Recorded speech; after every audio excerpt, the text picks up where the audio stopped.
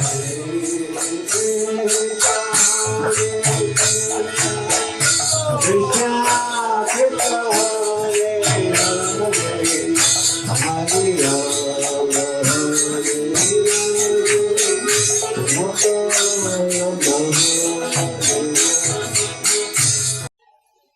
कि भगवद गीता में भगवान कहते हैं, जीव की एक तपस्या है भगवान के नामों का उच्चारण करना, कृष्ण कथा की चर्चा करना।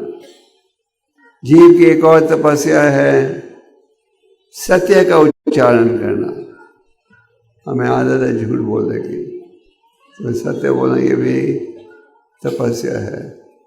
हमें आदत है भौतिक प्रजल्पा की, तो तपस्या क्या है? भौतिक प्रजल्पा की वजह क्या करो? भगवान के नामों का उच्चारण करो। कल रात का हम हरिदास ठाकुर की चर्चा कर रहे थे, जिसमें आपने सुना कि दिन रात वो जाप करते थे और कभी थके नहीं। कई बार भौतिकवादी पूछते हैं, तुम लोग एक ही नाम का उच्चारण करते हो दिन रात, थकते नहीं हो? नहीं थकते, क्योंकि भगवान के नाम अभिन्न है और भगवान ने अपने नामों में पूरी शक्ति डाली है। तो ये एक तपस्या है, जीव के द्वारा सत्य का उच्चारण करो और कृष्ण कथा की चर्चा करो, भगवान के नामों का उच्चारण करो। मन की तपस्या क्या है? मन की तपस्या है कि भगवान के लीलाओं का चिंतन करो, भगवान के उपदेश का चिंतन करो, जो गीता में प्राप्त होता है। शरीर की तपस्या क्या है? शरीर के द्वारा ब्राह्मणों की सेवा करो, भगवान की सेवा करो। तो भगवान ईश्वरदेव कह रहे हैं तपस्या का पालन करो, किस लिए? भगवान की खुशी के लिए, भगवत प्राप्ति के लिए।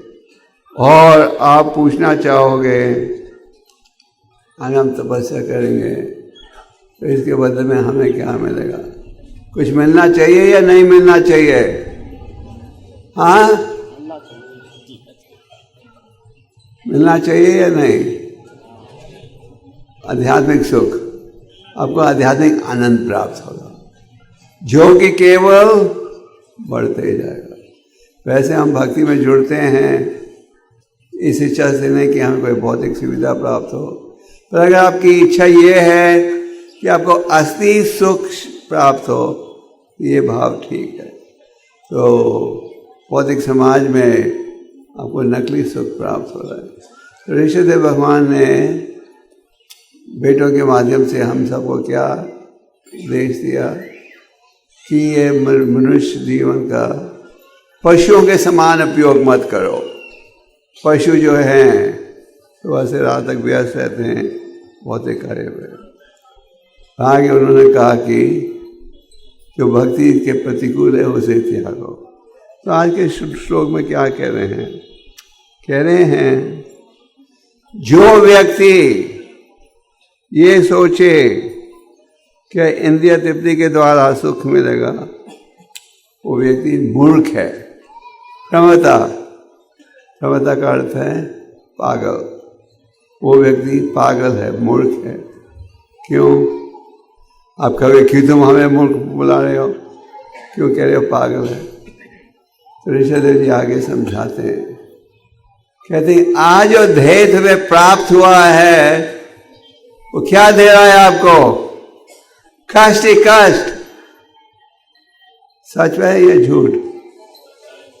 कष्ट ही कष्ट दे रहा है। आज जो ध्येय आपको प्राप्त हुआ है, भगवद गीता में जैसे भगवान कहते हैं दुखालय मशाजनाओ, दुखी दुख और हर चीज अस्थायी। तो आज जो ध्येय प्राप्त हुआ है वो आपको कष्ट ही दे रहा है, और आप इंद्रिय तृप्ति के कार्यों में जुड़ोगे तो फिर से आपको एक ध्येय प्राप्त होगा जो कष्ट ही कष्ट देगा।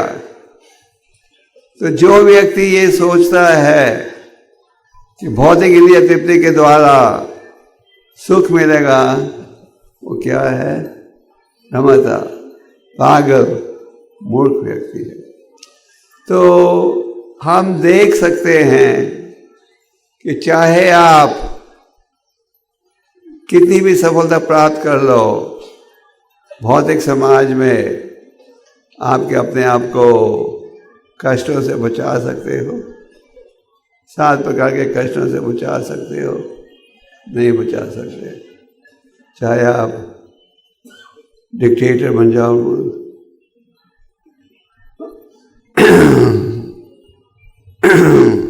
प्रधानमंत्री बन जाओ, आप अपने आप को कष्टों से नहीं बचा सकते। जैसे हमारे आचार्यों ने कहा है, ये भौतिक संसार एक जेल खाना है, और ये भौतिक देह में क्यों प्राप्त हुआ है? कृष्ण बारमु का आचार्य भोगा वंचकर निकाता था माया करे जपत्य दर। जब हमारे मन में ये भाव उत्पन्न होता है कि हम भौतिक सुख प्राप्त करें, तो हमें इस भौतिक जगत में आना पड़ता है, जहाँ की हम क्या अनुभव करते हैं? कष्ट ही कष्ट। दूसरे शब्दों में इस श्लोक के द्वारा भगवान ऋषभदेव हमें क्या कह रहे हैं कि जो व्यक्ति शास्त्र के विपरीत कार्य करता है वो केवल मूर्ख है। तो इन इंद्रियों का हमें उपयोग करना चाहिए अच्छे कार्यों में। उदाहरण के लिए नेत्र हैं, नेत्रों से आप गंदी तस्वीरें देख सकते हो या भगवान के विग्रह का दर्शन प्राप्त कर सकते हो। महाराज अमरीश राजा थे और उन्होंने हमें उदाहरण दिया है किस प्रकार आप अपने अनेक इंद्रियों का उपयोग कर सकते हो भगवान की सेवा में। भौतिक समाज में हम नेत्रों का उपयोग करते हैं गंदी तस्वीरें वगैरह देखने के लिए। अमरीश महाराज नेत्रों का उपयोग करते थे भगवान का विग्रह देखने के लिए। मेरे ख्याल से आप में कई भक्तों के पास स्मार्टफोन भी हैं। स्मार्टफोन कितने भक्तों के पास है स्मार्टफोन? अच्छा, लगभग सबके पास। और जो भक्त हैं अपने स्मार्टफोन्स में भगवान की तस्वीरों को बिठाते हैं। जो भक्त हैं अपने स्मार्टफोन में क्या बिठाते हैं? गंदी तस्वीरें। जो भक्त हैं स्मार्टफोन में गीता पापा के ग्रंथों को बिठाते हैं। जो भक्त हैं भौतिक विषयों के बिठाते हैं। तो भक्तों का भाव रहता है हर सुविधा का उपयोग करो आध्यात्मिक कार्य के लिए।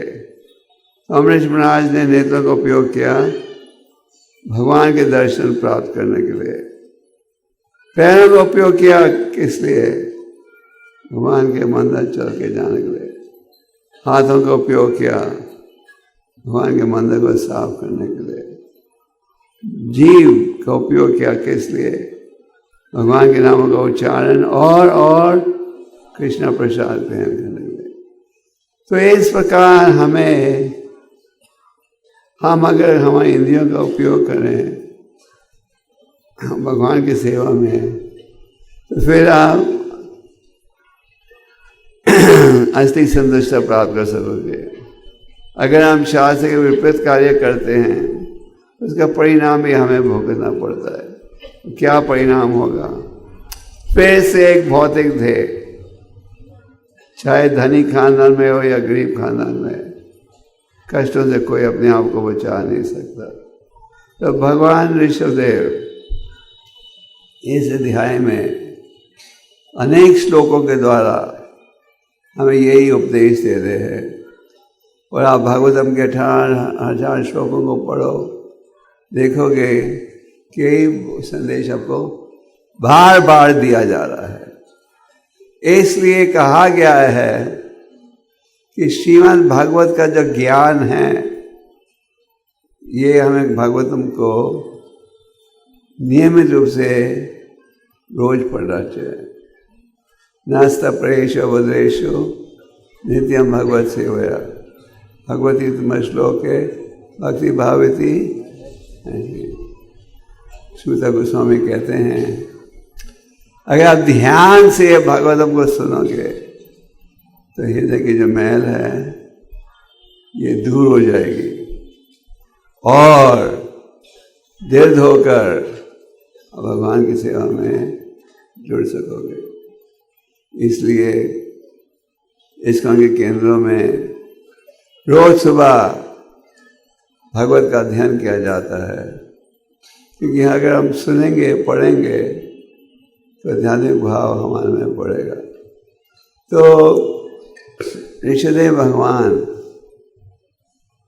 ये उपदेश दे रहे हैं और तात्पर्य की समाप्ति में प्रभुपाद जी क्या कह रहे हैं, व्यक्ति अपने जीवन को सफल बना सकता है साधु संघ के माध्यम से। जैसे कि आपने कुछ समय पहले सार्वभौम भट्टाचार्य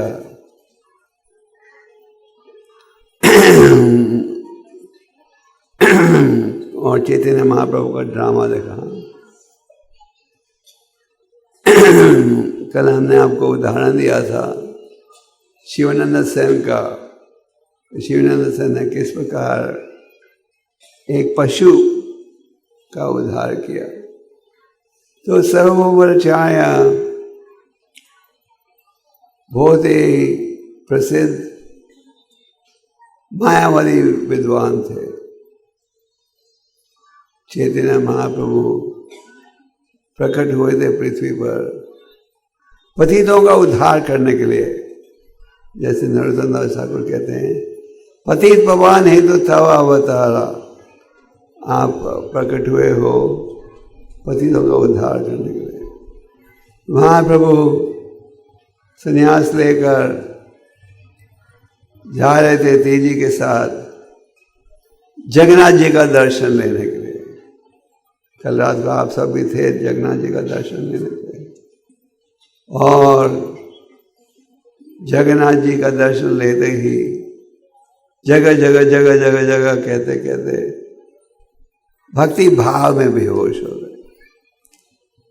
पुजारी ने द्वार बंद करना था भोग लगाने के लिए, तो उसने अपने सेवकों का, उसे पता नहीं था ये खूबसूरत सन्यासी कौन है।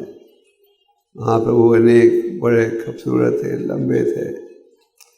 उसे देखा ये व्यक्ति बेहोश पड़ा है, अभी द्वार बंद करना भोग लगाने के लिए।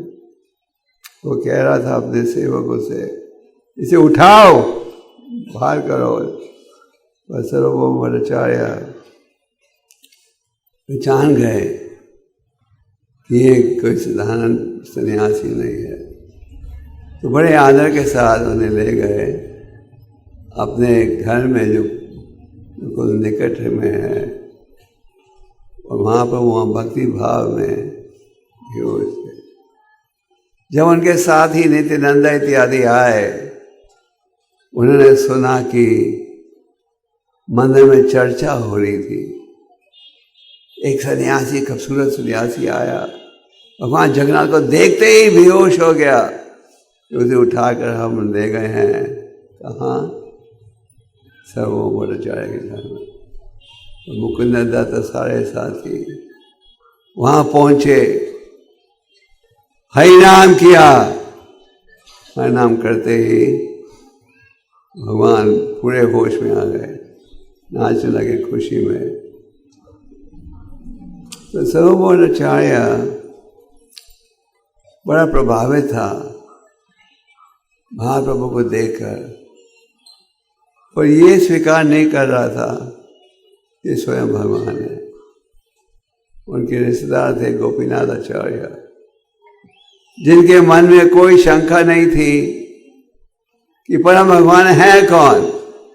चैतन्य महाप्रभु स्वयं भगवान है और प्रकट हुए भक्त के रूप में हमें ये शिक्षा देने के लिए कि किस प्रकार कलयुग में भक्ति का पालन किया जाता है। और गोपीनाथ आचार्य ने कहा सार्वभौम आचार्य को ये तो बड़ा स्वयं भगवान है। और स्वयं सर्वभौम भट्टाचार्य कहते थे, ये मैं मानता हूं कि प्रसिद्ध सन्यासी है, वो भगवान नहीं हो सकते। तो सर्वभौम भट्टाचार्य ने कहा, इतना खूबसूरत सन्यासी है, कई माया इसको विचलित नहीं कर ले। 24 साल की आयु थी, जवान थे बिल्कुल। और महाप्रभु ने तो हमें उपदेश दिया है, विनम्रता का भाव रखो। जब महाप्रभु नवोदय में थे, एक समय उनकी चर्चा हो रही थी केशव कश्मीरी के साथ, और केशव कश्मीरी अपने आप को बड़ा प्रसिद्ध संस्कृत का विद्वान मानता था, और पर महाप्रभु में विनम्रता का भाव था। तो केशव कश्मीरी मिले निमाई से, तो उन्होंने कहा कि तुम ही हो वो प्रसिद्ध पंडित जिसकी इतनी प्रशंसा मैंने सुना है। निमाई पंडित ने कहा, मैं तो एक पंक्ति भी ठीक नहीं लिख सकता। और फिर केशव कश्मीरी ने 100 श्लोकों की उच्चारण किया गंगा की प्रशंसा करते हुए। निमाई ने उनमें कमजोरियां ढूंढी, उनकी कमियां सुनाई।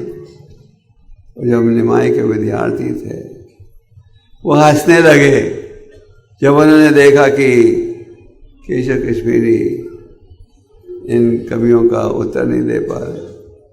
तो निमाई ने उन्हें रोक दिया, कहा, आज वो थके हुए हैं, कल जवाब देंगे। निमाई ने शुरू से विनम्रता का उपदेश दिया, अपने आचरण में ये भाव प्रकट किया। तो सर्वभौम भट्टाचार्य ने जब कहा, बड़ा खूबसूरत सन्यासी है, इसकी सुरक्षा के लिए मैं इसे वेदांत सूत्र का उपदेश देना चाहता हूँ। उस 7 दिन के लिए दिन रात उन्होंने वेदांत सूत्र का उच्चारण किया। निमाई चुपचाप सुन रहे थे। अक्सर हम तो 2 मिनट में चुप रह सकते। 7 दिन के लिए निमाई ने कुछ भी नहीं पूछा। 8वें दिन सर्वभौम भट्टाचार्य ने क्या कहा, तुम्हें समझ आ रहा है मैं क्या कह रहा हूँ? कोई प्रश्न नहीं पूछा तुमने अभी तक। निमाई ने कहा, वेदांत सूत्र का संदेश तो सूर्य के प्रकाश ऐसे बिल्कुल क्लियर है, पर आपका जो संदेश आप दे रहे हो, इंटरप्रिटेशन, ये गलत है। और फिर आगे चर्चा हुई आत्माराम श्लोक के ऊपर। जब केशव सर्वभौम भट्टाचार्य ने सुना निमाई की व्याख्या, तो वो प्रभावित हो गए, वो समझ गए ये केवल एक केवल भगवान कर सकते हैं, कोई साधारण व्यक्ति नहीं। और उनके शरणागत हो गए। तो महाप्रभु ने अपने प्रचार से एक बड़े प्रसिद्ध मायावादी को उत्तम कोटि का भक्त बना दिया। महाप्रभु वाराणसी में थे और उनके भक्तों ने कहा कि यहाँ मायावादी सन्यासियों की एक सभा चल रही थी, प्रकाशानंद सरस्वती उनके भक्तों की, और ये निंदा कर रहे हैं आपकी, देखो ये क्या पागल जैसे नाचता है गाता है, हमारे साथ वेदांत सूत्र का अध्ययन करना चाहिए। तो चंद्रशेखर और तपस्वी के कहने पर महाप्रभु उस सभा में पहुंचे जहाँ मायावादी सन्यासियों की सभा चल रही थी, प्रकाशानंद सरस्वती के निर्देशन में। और जब निमाई वहाँ पहुँचे, वो उन्होंने बड़े विनम्रता के साथ बैठे, जहाँ की लोग पाँव धोते हैं मंदिर में प्रवेश करने से पहले, पर उन्होंने अपने दिव्य लीला प्रकट की। उनके चेहरे से इतनी रोशनी प्रकट हो रही थी जैसे कि हजारों सूर्यों की रोशनी। और महाप्रभु से जब उन्होंने पूछा, तुम इतने बड़े विद्वान हो, हमारे साथ बैठकर वेदांत सूत्र का अध्ययन क्यों नहीं करते? माई ने कहा, मेरे गुरु ने देखा कि मैं मूर्ख हूँ, कहा कि तुम केवल ये हरिनाम के योग्य हो। और अपने उपदेश से 10,000 सन्यासी वहां थे उस सभा में, सबको क्या कर दिया? वैष्णव बना दिया। इसी प्रकार जब महाप्रभु दक्षिण भारत की यात्रा में गए थे, दूर दूर से लोग आ रहे थे उनका दर्शन लेने के लिए, और लोग देखते थे महाप्रभु के भक्तों का कीर्तन सुनते थे। उन्हें देखकर वो भी प्रभावित हो रहे थे, हो गए, और सबने जप करना शुरू कर दिया। और जब कोई व्यक्ति अपने गांव में लौटता था अपने स्थान में, उसे देखकर दूसरे व्यक्ति भी हरि नाम का उच्चारण करते थे। जैसे कई बार आप देखते हो, एक बीमारी एक व्यक्ति से आरंभ होती है और समाज में सबको बीमार कर देती है। उसी प्रकार साधु संघ के माध्यम से आध्यात्मिक जागृति उत्पन्न हो सकती है। महाप्रभु ने दक्षिण भारत की यात्रा में सबको वैष्णव बना दिया, पूरा दक्षिण भारत वैष्णव बन गया था। तो साधु संगत की आवश्यकता है अगर हम आध्यात्मिक उन्नति चाहते हैं। अब देखिए, प्रभुपाद जी पश्चिम देश में गए लगभग 70 साल की आयु में, और सारे विश्व में प्रचार करके भक्तों को संगत देकर सबको जोड़ा, किसमें? कृष्ण भक्ति में। प्रभुपाद जी गए थे रशिया जैसे देश में 1971 में 5 दिन के लिए। 5 दिन की यात्रा में उन्होंने एक रशियन भक्त को दीक्षा दी, शिक्षा दी कैसे प्रचार करना चाहिए। उसने प्रचार शुरू किया और हंसते हंसते हजारों भक्त बन गए। ये है साधु संघ का प्रभाव। इसलिए इस श्लोक के तात्पर्य में प्रभुपाद जी कह रहे कि व्यक्ति अपने जीवन को सफल बना सकता है भक्तों की संगत रखकर। हम साधु संगत द्वारा भक्ति में जुड़ते हैं और आगे बढ़ते भी हैं। इसलिए कहा गया है, साधु संगत सर्वशास्त्र है, लाभ मात्र साधु संगत सर्वसिद्धि है। लाभ मात्र 1 सेकंड के 14वें हिस्से के लिए भी संगत मिले, आपका जीवन सफल हो सकता है। तो महाप्रभु की अनेक लीलाएं हैं। कल हमने कहा था आपको, किया हूँ महाप्रभु की पूरी की लीलाओं का संक्षेप में वर्णन करेंगे। तो एक लीला तो ये थी कि कैसे उन्होंने सर्वभौम भट्टाचार्य का उद्धार किया। सर्वभौम भट्टाचार्य की एक बेटी थी जिसके पति का नाम क्या था? मोगा। मोगा के हृदय में थोड़ा ईर्ष्या, गलत भाव था महाप्रभु के विषय में। महाप्रभु जब यात्रा करते थे, अनेक गृहस्थ भक्तों ने निमंत्रण देते थे और गृहस्थ भक्त कहते थे, आइए आइए 10 दिन खाना प्रसाद हमारे घर में। महाप्रभु कहते नहीं नहीं 3 दिन 4 दिन। इसी प्रकार सर्वभौम भट्टाचार्य ने निमंत्रण दिया था। महाप्रभु ने स्वीकार किया कि 5 दिन के लिए आपके घर में खाऊंगा। सर्वभौम भट्टाचार्य की पत्नी 1 घंटे में 70-80 चीज़ों को बनाने दी थी। हाँ, में से कोई माता बना सकती है 1 घंटे में 70-80 प्रकार की मिठाइयाँ, सब्जी? नहीं, माइक्रोवेव में भी नहीं बना सकते आप। तो अमोघा के हृदय में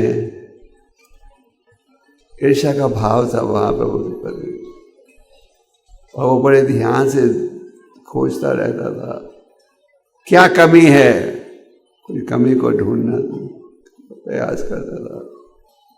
वह सर्वभौमाचार्य खड़ा रहता था डंडा लेकर कि वो और अपने दामाद को अंदर आने नहीं देता था। भक्त प्रेम से महाप्रभु को बड़ा भंडारा अर्पण करते थे। महाप्रभु इतने ऊंचे कोटि के सन्यासी थे कि वो बिल्कुल थोड़ा ग्रहण करते थे। सन्यासी के विषय में महाप्रभु ने कहा, सन्यासी का जो आचरण है बिल्कुल शास्त्र पर आधारित होना चाहिए। महाप्रभु ने उदाहरण दिया, एक सफेद चादर में एक काला दाग हो तो दूर से भी दिख जाएगा, सच बात है। इसलिए साधु के आचरण में कमियां नहीं होनी चाहिए। तो एक दिन जब सर्वभौमाचार्य को जाना पड़ा पत्नी का सहयोग देने के लिए, अमोघा ने आकर अंदर देख लिया इतना बड़ा भंडारा, तो कहने लगे, देखो संन्यास ले लिया है, खाते हैं गृहस्थ से भी ज्यादा। और इसका क्या परिणाम हुआ, और सर्वभौमाचार्य ने उनको घर से भगा दिया। इसको बड़ी गहरी बीमारी हो गई, कॉलरा की। गोपीनाथाचार्य से इन्हें सूचना मिली, अमोघा कि मैं बहुत बीमार है।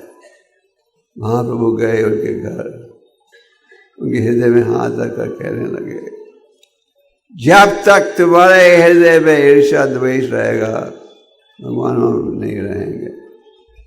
और क्या परिणाम हुआ, अमोघा उसके हृदय में पछतावा का भाव उत्पन्न हुआ। महाप्रभु के शरणागत हो गए और फिर भक्त बन गए। तो इस प्रकार महाप्रभु ने कईयों का उद्धार किया। चैतन्य महाप्रभु एक राजा थे उड़ीसा के, जिनका नाम था महाराज प्रतापरुद्र। बड़े धार्मिक राजा थे। रथ यात्रा आरंभ होने से पहले पूरे रास्ते को साफ करते थे, फिर गुलाब के पानी से धोते थे। महाराज प्रतापरुद्र की इच्छा थी कि महाप्रभु का दर्शन प्राप्त हो। महाप्रभु ने कहा, मैं तो सन्यासी हूँ, मैं उनकी संगत नहीं रख सकता जो कि स्त्रियों से और धन से संबंध रखना पड़ता है। ऐसे में महाप्रभु उनका उत्साह बढ़ा रहे थे। और महाराज राजा ने संदेश भेजा रामनंद रॉय के द्वारा कि मुझे दर्शन चाहिए महाप्रभु का। महाप्रभु ने कहा नहीं। फिर अंत में अपना कोई वस्त्र जो पहना था वो भेज दिया उस राजा को। राजा इस वस्त्र की पूजा करने लगा जैसे महाप्रभु की पूजा की जा रही है। जिसके पश्चात महाप्रभु उनके बेटे को मिले और उनके बेटे का विग्रह रूप भगवान जैसे कृष्ण जैसे था। और महाप्रभु ने उसे गले लगाया। जब उसके पिता ने उसे गले लगाया वही भगवत प्रेम प्राप्त हुआ। तो महाप्रभु इनकार करते गए। और जब महाप्रभु ने देखा कि रथ यात्रा के आरंभ होने से पहले ये राजा होते हुए बड़ा साधारण सेवा कर रहे हैं, झाड़ू देना, सड़क को साफ करना किसका काम होता है? भंगी का ना। तो भंगी का काम कर रहे थे। महाप्रभु बड़े प्रसन्न हुए और महाप्रभु ने इस राजा को खास सुविधा दी। महाप्रभु हर कीर्तन मंडली के साथ, हर रथ के साथ 8 कीर्तन मंडलियों को जोड़ते थे और महाप्रभु ने अपना विस्तार किया था और वो हर सब कीर्तन मंडली में एक साथ उपस्थित थे। हर कीर्तन मंडली सोच रही थी हमारा क्या सौभाग्य, महाप्रभु हमारी कीर्तन मंडली में है। और ये दिव्य दर्शन कि महाप्रभु 8 के 8 कीर्तन मंडलियों में हैं, केवल चुने हुए भक्तों को मिला। इनमें एक थे कौन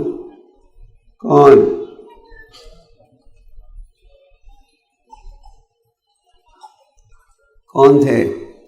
महापदपुत्र।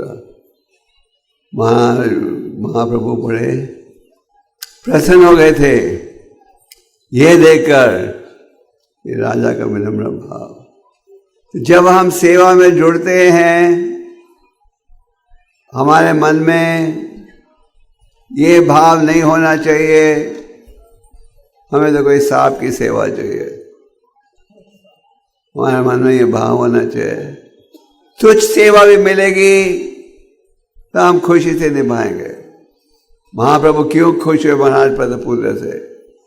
उन्होंने देखा राजा होते हुए इतनी तुच्छ सेवा कर रहा है। महाप्रभु इससे बड़े प्रसन्न हुए। इसलिए महाप्रभु ने कहा है कि ना तो कोई सुनी चाहिए ना। हमारे मन में क्या भाव होना चाहिए? सांप की सेवा या तुच्छ सेवा? आप जवाब नहीं दे रहे। हाँ, तुच्छ सेवा से भी आप भगवान को आकर्षित कर सकते हो। आप गुंडीचा के मंदिर गए हो? आप लोग सब गए।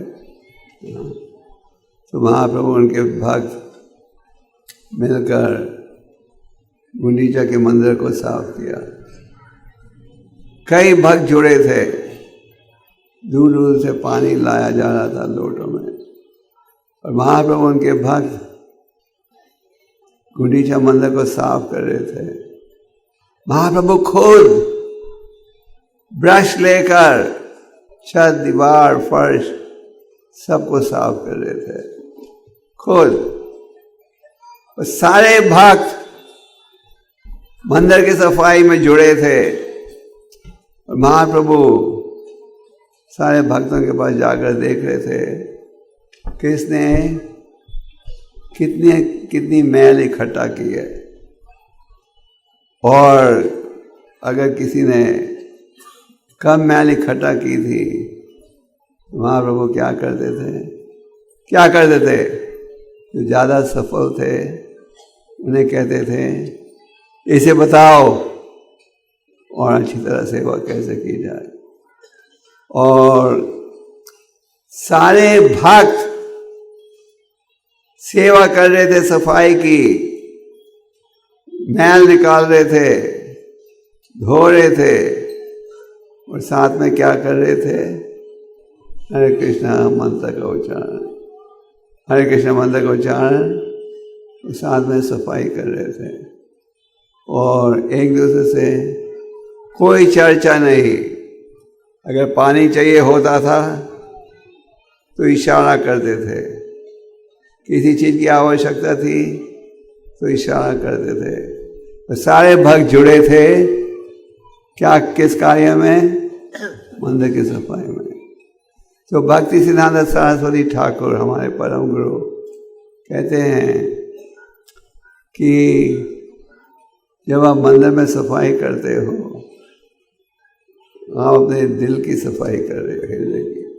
हम जब सेवा में जुड़ते हैं, जैसे जब आप हरि नाम करते हो तो हरि नाम के उच्चारण से अपने हृदय को शुद्ध बना रहे हो।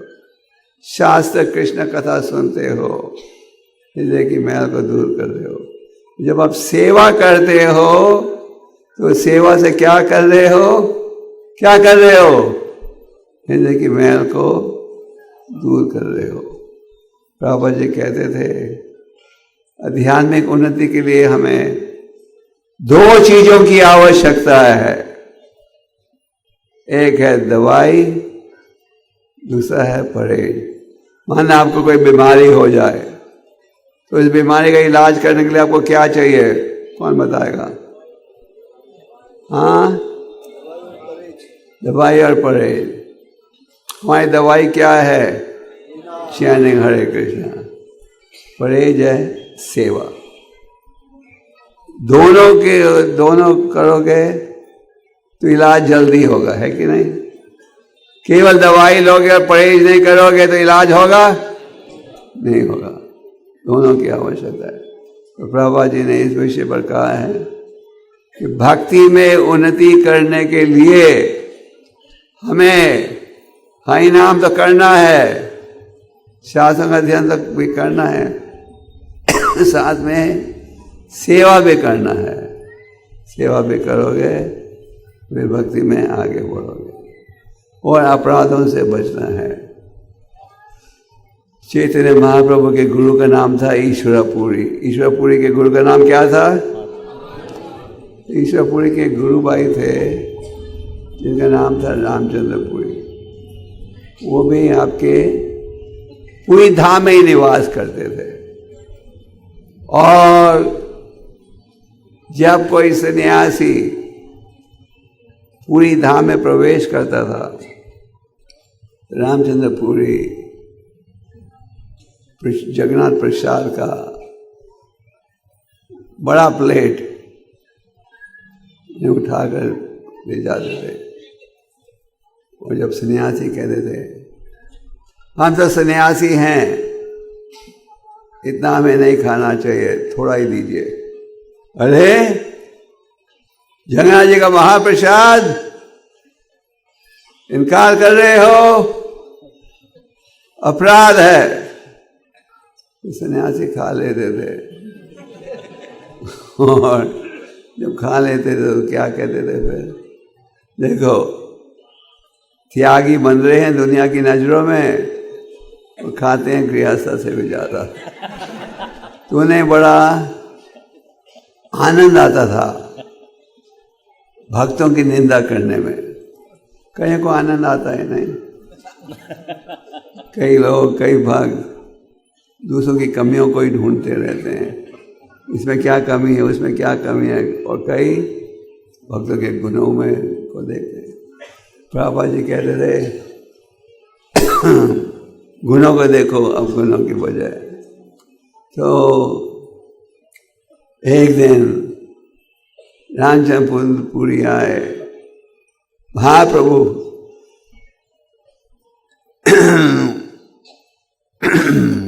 एक दिन रामचंद्रपुरी आए महाप्रभु के कमरे में और उन्होंने देखा लकड़ी का फर्श था, चींटियां चल रही थी। तो उन्होंने सोचा इस सन्यासी ने मीठा खाया होगा, इस कारण इतनी चींटियां हैं फर्श में। तो चींटियां थी गर्मी के कारण, गर्मी का मौसम था तो चींटियों को भी गर्मी लगती है, तो वो ऊपर आ गए सब। तो महाप्रभु ने अपना खाना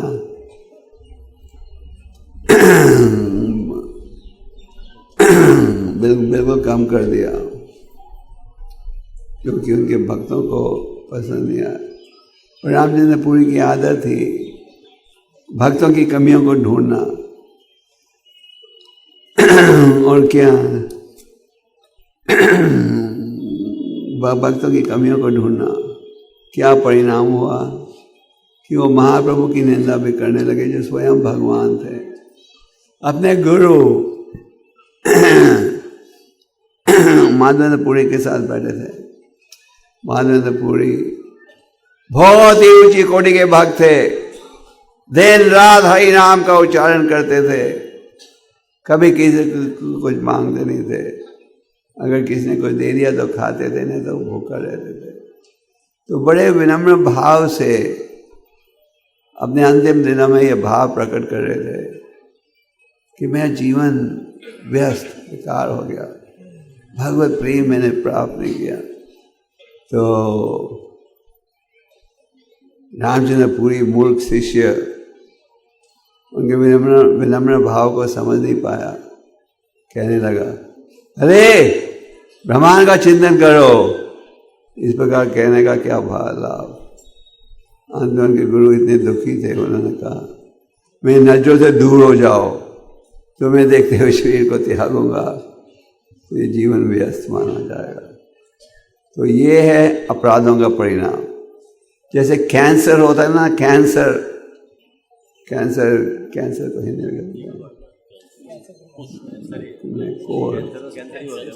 नहीं हिंदी शब्द कैंसर एक सांस से शुरू होता है, फिर आस्ते आस्ते फैल जाता है। तो इसी प्रकार ये निंदा, चुगली, ईर्ष्या, द्वेष का भाव शुरू होता है साधारण भक्तों से, आस्ते आस्ते ऊपर तक पहुंच जाता है। इसलिए हमें इसे बचना चाहिए। तो और ये रामचंद्र पुरी के एक गुरु भाई थे जिनका नाम था ईश्वर पुरी, जो कि चैतन्य महाप्रभु जी के गुरु थे।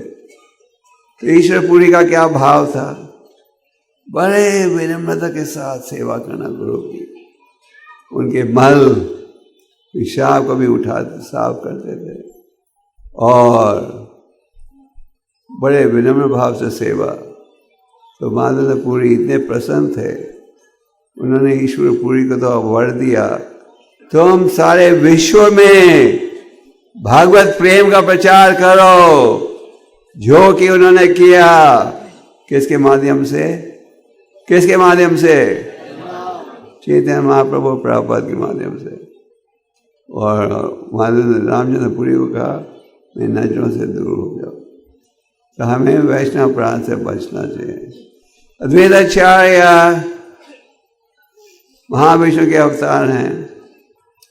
सच्ची माता के मन में थोड़ा भाव रहता था, मेरे बड़े बेटे ने घर छोड़ दिया है, छोटे बेटे ने भी संन्यास ले लिया, ये अद्वैताचार्य की शैतानी है। दिखता है शरीर पर है द्वैता। तो उनके मन में थोड़ा क्रोध था। महाप्रभु तो बड़े दयालु थे, पतितों को उद्धार होने के लिए प्रकट हुए थे। तो भक्त कहते थे, आप सब पर दया बरस रहे हो, अभी माता पर दया क्यों नहीं कर रहे? महाप्रभु ने कहा कि मैं माता ने अपराध किया है। क्या था उनका अपराध? क्या था? अद्वैताचार्य के प्रति गलत भाव। और जब अद्वैताचार्य को कहा जाता था, महाप्रभु ने कहा कि उनकी मां का गलत भाव था आपके प्रति, अद्वैताचार्य कहते थे, ये कैसे संभव है? वो तो भगवान की मां है, ये संभव नहीं हो सकता। तो इस प्रकार से महाप्रभु ने माता को वर नहीं दिया था। पर एक दिन जब उन्होंने देखा कि अद्वैताचार्य प्रणाम कर रहे हैं, माता ने पीछे से आकर अद्वैताचार्य के चरणों की धूल लेकर माथे को छू दिया है, महाप्रभु बड़े प्रसन्न हुए, कहा मेरी माता को भगवत प्रेम प्राप्त होगा। हमें भक्ति के मार्ग में अपराधों से बचना है। वैसे तो 10 नाम अपराधों का उच्चारण हम रोज करते हैं, और हम घर में भी अगर रहते हैं हमें इन अपराधों का उच्चारण रोज करना चाहिए। जितने ध्यान से अपराधों से बचोगे उतनी तेजी के साथ भक्ति में आगे बढ़ोगे। महाप्रभु के अनेक भक्त प्रसाद लेकर आते थे महाप्रभु के लिए, और गोविंदा उनके सेक्रेटरी थे। जैसे मैंने कहा कल रात को, गोविंदा और स्वरूप दामोदर, महाप्रभु ने ये कहा था कि अब मैं नहीं कुछ खाऊंगा। तो सारे भक्त लाकर प्रसाद देते थे गोविंद को, महाप्रभु को खिला देना। और फिर वो पूछते थे, महाप्रभु को खिलाया हमारा प्रसाद कि मैंने बनाया था?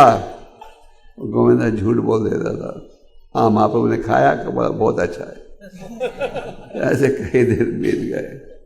तो फिर गोविंद ने कहा महाप्रभु से, आपके भक्त दूर दूर से आ रहे हैं, आपके लिए प्रसाद लेकर आते हैं, फिर मेरे से पूछते हैं आपने खाया? मैं कहता हूँ खाया, अच्छा लगा? मैं कहता हूँ महाप्रभु को बहुत अच्छा लगा। ये सारा प्रसाद यहाँ ही पड़ा है, अब मेरे पास इतना प्रसाद है कि 100 भक्तों को मैं खिला सकता हूँ। महाप्रभु ने क्या कहा, सारा प्रसाद लाओ। और 100 भक्तों का प्रसाद खुद ही खा गए। तो चैतन्य महाप्रभु स्वयं भगवान हैं, आपके पूरी धाम में अनेक लीलाएं प्रकट की। आपके पूरी धाम में भक्ति सिद्धांत सरस्वती ठाकुर भी प्रकट हुए थे। और आप जानते हो कि जब भक्ति सिद्धांत जी प्रकट हुए थे तो उनके पिता भक्तिनाथ ठाकुर उस समय बड़े प्रसिद्ध मैजिस्ट्रेट थे जगन्नाथपुरी मंदिर के, और उनके शासन में कई कमियां जो थी जगन्नाथपुरी मंदिर में उन्होंने सुधार दी थी। तो जब रथ रुका था उनके घर के सामने तो भक्ति सिद्धांत जी, जिनका नाम था बिमला प्रसाद, उनकी माँ का नाम था भगवती देवी। भगवती देवी ने अपने बेटे को भगवान जगन्नाथ जी के चरणों में रखा और एक हार जगन्नाथ जी का उनके गले पर गिर गया। हार गिरा उनके गले में, भक्तिनाथ ठाकुर ने इसे बड़ा शुभ लक्षण के रूप में स्वीकार किया।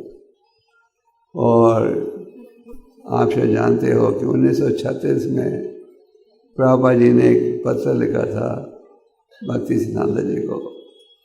प्रभुपाद जी ने कहा कि आपके इतने सन्यासी शिष्य हैं जो आपकी इतनी सेवा कर रहे हैं, मैं आपकी इतनी सेवा नहीं कर पाया, मुझे आदेश दीजिए क्या करना चाहिए मुझे। भक्ति सिद्धांत जी उस समय पूरी धाम में थे, उन्होंने पूरी धाम में अपने शरीर को त्यागा और पूरी धाम से उन्होंने प्रभुपाद जी को बड़ा प्रसिद्ध पत्र डाला जिसमें उन्होंने कहा, तुम पढ़े लिखे युवक हो, अच्छी अंग्रेजी भाषा जानते हो, ले जाओ क्षेत्रीय महाप्रभु के संदेश को। कहाँ? पश्चिम देश में। वो जो यही आदेश भक्ति सिद्धांत जी ने दिया था कब? 1922 में।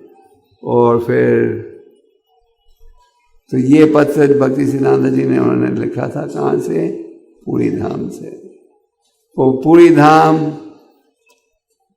पुरुषोत्तम धाम, नीलाचल धाम बड़ा शुभ स्थान है।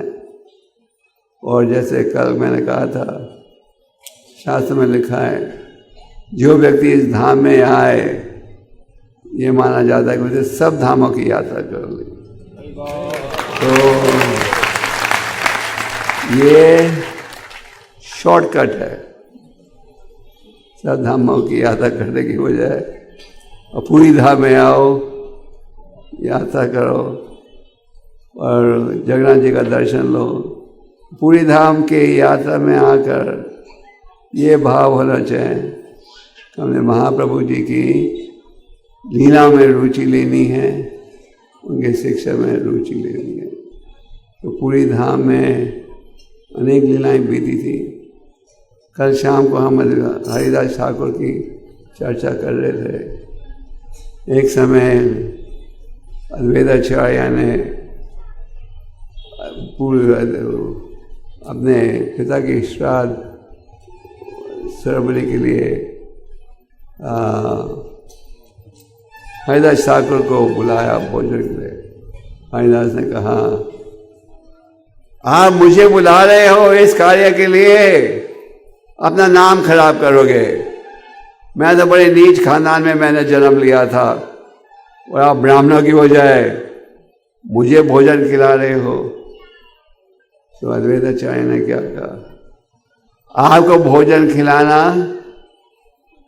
हजारों ब्राह्मणों को भोजन खिलाने से ज्यादा बेहतर है।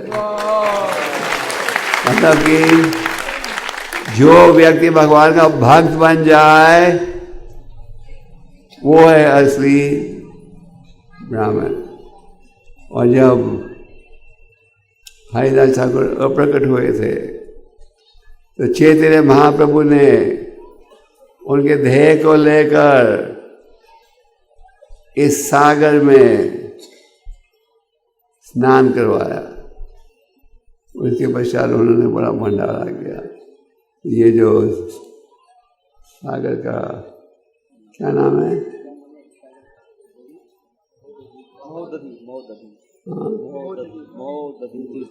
मोदधी तीर्थ। जो सागर का जल इसलिए हम पवित्र मानते हैं क्योंकि इस सागर में महाप्रभु भी खुद आते थे स्नान करने के लिए। और महाप्रभु ने हरिदास ठाकुर के शरीर को लेकर यहाँ उनको स्नान करवाया, जिसके पश्चात महाप्रभु ने बहुत बड़ा भंडारे का प्रबंध किया, खुद लोगों से भीख मांगी और बहुत बड़ा भंडारा किया। तो पूरी धाम में भगवान के भक्तों की अनेक लीलाएं बीती हैं। और चैतन्य चरितमृता और चैतन्य भागवत और चैतन्य मंगल के द्वारा भगवान की अनेक लीलाओं का ज्ञान प्राप्त कर सकते हो। बौद्धिक समाज में हम फिल्मी कलाकारों की लीलाओं में रुचि लेते हैं, राजनीतिक नेताओं की लीलाओं में रुचि लेते हैं, स्पोर्ट्समैन की लीलाओं में रुचि लेते हैं। हमें रुचि लेनी चाहिए भगवान उनके भक्तों की लीलाओं में। मन मन भाव मद भक्तो मादयाजी माम मामे वाची सत्यम थे प्रतिजन। मेरा चिंतन करो, मेरा भक्त बनो। तो आप सब आए हो और आज चले जाओगे, इस भाव के साथ जाओ कि हमने जो संदेश सुना है उसका पालन करेंगे। हमने जगन्नाथ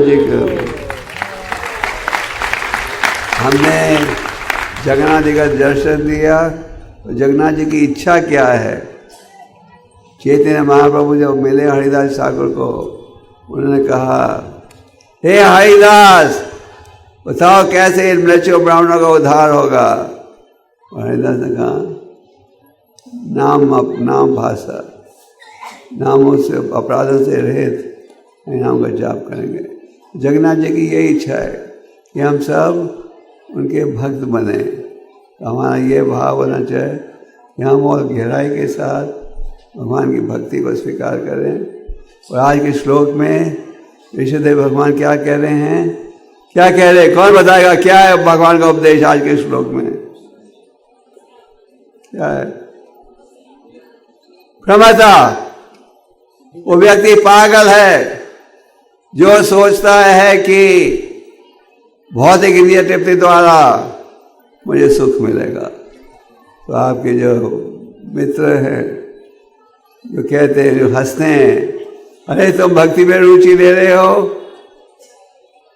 वो हम जो आपको खींचना चाहते हैं भौतिक कार्यों में, वो मूर्ख हैं।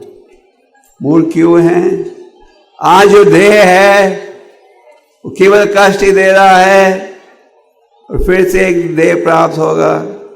जब तक हम भगवान के शरणागत नहीं होंगे आपको भटकना पड़ेगा 24 करोड़ लाख योनियों में।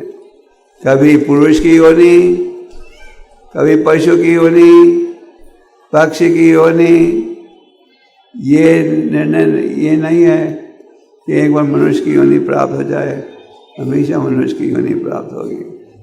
और चाहे किसी वातावरण में भी जन्म हो, अंत में परिणाम क्या है? क्लेश ही क्लेश, कष्ट ही कष्ट।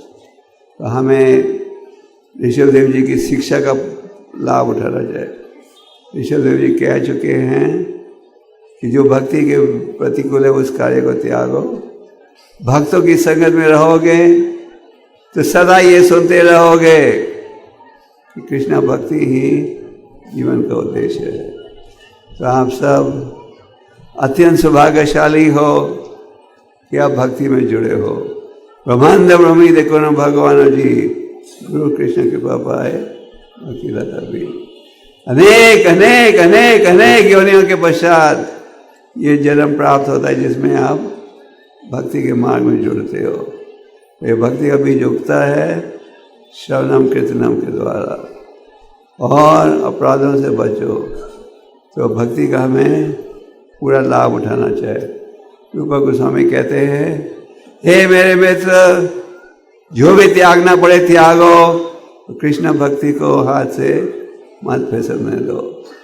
तो प्रभुपाद जी के ग्रंथों को पढ़ोगे तो ये पहचानोगे क्या त्यागना है क्या नहीं त्यागना।